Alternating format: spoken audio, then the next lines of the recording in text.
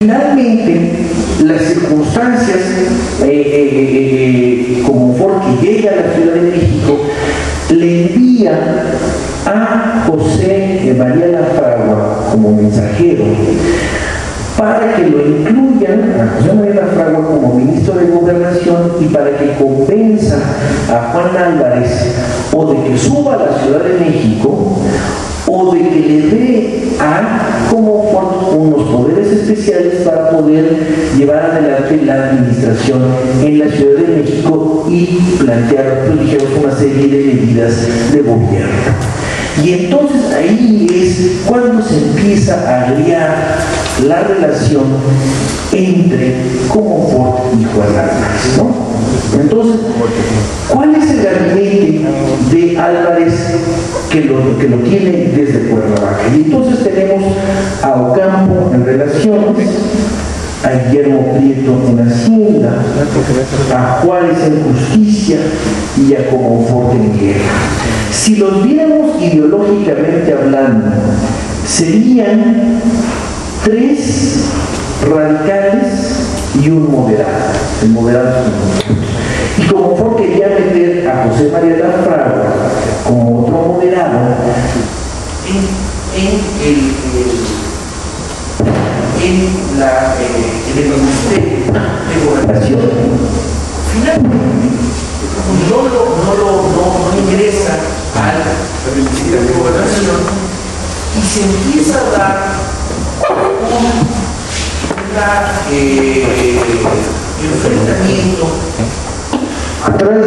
un enfrentamiento a 3 entre Comonfort, ¿qué hacemos? Ocampo y José María Lafragua. El enfrentamiento se da en un documento muy bonito, ustedes pueden consultarlo, seguramente está aquí, que se llama Mis 15 días de ministro, escrito por Melchor Ocampo. Están en obras completas de Melchor Ocampo, editorial PAC. Seguramente está en otra edición, pero seguramente está aquí, esta de editorial PAC. Y entonces Ocampo dice: yo he tomado parte en esta revolución de una manera muy imperfecta y muy alejada. Yo pensé que la revolución de Ayutla era una revolución radical, pero me he dado cuenta que la revolución toma el camino de las transacciones, de las concesiones. Y eso es una crítica al proceso de Comonfort de los últimos meses, ¿no? ¿Y cuáles son estas concesiones? ¿Cuáles son estas pláticas? Bueno, son pláticas, imagínense con quién las tiene. Son pláticas lo mismo para incorporar a Lafragua, que es autoridad, que ahorita nos vamos a referir a él, pero también son pláticas con Clemente de Jesús Munguía, son pláticas con Antonio Ávila Tamariz, y resulta que Antonio Ávila Tamariz, José María Lafragua y Ignacio Comonfort, los 3 son poblanos, los 3 estudiaron en el Colegio Carolino, pero los 3 vienen de estratos sociales distintos.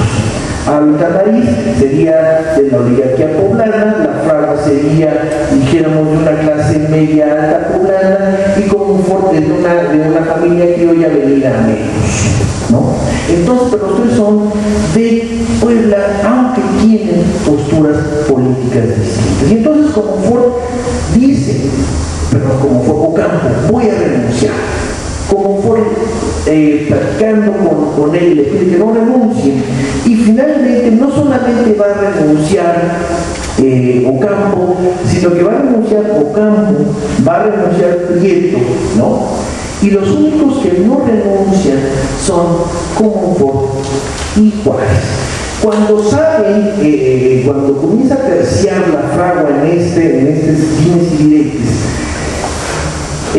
Lafragua dice, y está en sus documentos en la miscelánea política que está en los documentos que están en el fondo reservado aquí en la UNAM, dice, es que Ocampo siempre ha estado viviendo en la estratosfera. Bueno, no dice la estratosfera, dice el cielo. hay que gobernar con los problemas cotidianos. Y se ve que obviamente le tenemos una ofensa a Ocampo tremenda. Recuerden ustedes que Ocampo es, entre otras cosas, el que con sus debates en relación a lo que sucedía con el clero de Michoacán, bueno, pues va a generar un movimiento muy interesante que, bueno, no vale la pena en este momento mencionar.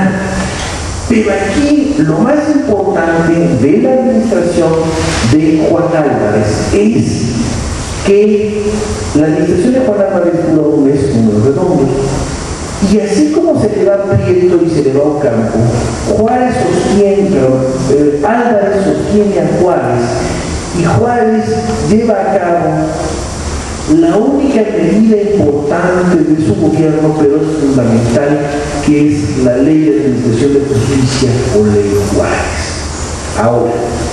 Ahora que estamos en esto de los centenarios y los bicentenarios, también estamos en los 150 años de la reforma. Y todos los que estamos más o menos en esta sesión, hemos visto cómo las leyes de reforma son de 159 y 60, es correcto.